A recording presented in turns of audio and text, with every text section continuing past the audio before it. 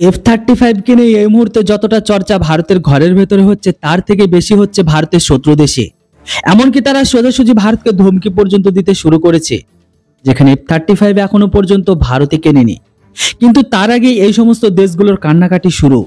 চলুন বোঝার চেষ্টা করি কোন দেশটি ভারত আর আমেরিকার ডিলের ওপর এত আপত্তিকে জানিয়েছে আর এই জেটকে ওড়ানোর জন্য একটি ওয়ার্নিং পর্যন্ত জারি করেছে।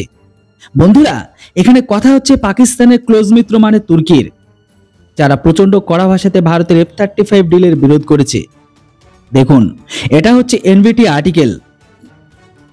জেটের অনুসারে তুর্কি এটাই বলেছে, ভারতের কাছে রাশিয়ান S-400 থাকার পরেও আমেরিকা ভারতকে F-35 অফার দিচ্ছে, যেটি সরাসরি আমাদের সাথে ভেদভাব করা। আসলে বন্ধুরা, ইন্ডিয়ান ডিফেন্স রিসার্চ উইং এর কথা অনুসারে তুর্কির এক্সপার্টদের বক্তব্য এটাই যে তুর্কি যখন রাশিয়া থেকে S-400 ডিফেন্স সিস্টেমকে কিনেছিল, তখন আমেরিকা আমাদেরকে F-35 প্রোগ্রাম থেকে বাইরে বের করে দেয়, আমাদের ওপর হোয়াটসঅ্যাপ প্রতিবন্ধকতাকে লাগিয়ে দেয়, তুর্কির জন্য F-35 এর সাপ্লাই বন্ধ করে দেয়।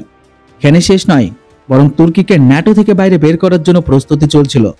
সেখানে এখন যদি ভারতের কথা বলি, তাহলে আমেরিকা ভারতের সাথে একটা আলাদা রকমের ব্যবহার করছে। এখানে তুর্কির এক্সপার্টদের বক্তব্য এটাই আছে যে S-400 তো ভারত কিনেছিল, মোদি পুতিনের সাথে কথাও বলেছে, মোদি রাশিয়া ভিজিটও করে, আর রাশিয়ান জেটকে তাদের দেশের ঘরের ভেতরে ডেকে আনে। এরপরে আমেরিকা ভারতকে F-35 কে দিতে চায়, যেখানে ভারতের এই জেটসের উপর কোনো বিশেষ ইন্টারেস্টকে দেখায়নি। এটিতে স্পষ্ট এটাই বোঝা যায় আমেরিকা ভারতকে কাছে ডাকছে আর তুর্কিকে দূরে ঠেলে দিচ্ছে, যেটা আমরা একদমই পছন্দ করি না।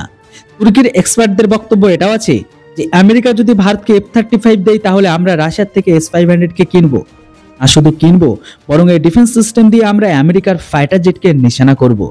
আর আমরা শুধু S-500 নয়, রাশিয়া থেকে নেক্সট জেনারেশনের ট্যাঙ্কেও কিনবো, আর পরের বার আমরা আমেরিকার F-35 কে আমরা ভয় পাবো না। আর ভারত যদি রাশিয়া থেকে সবকিছু কিনতে পারে, তাহলে তুর্কিও কিনে দেখাবে।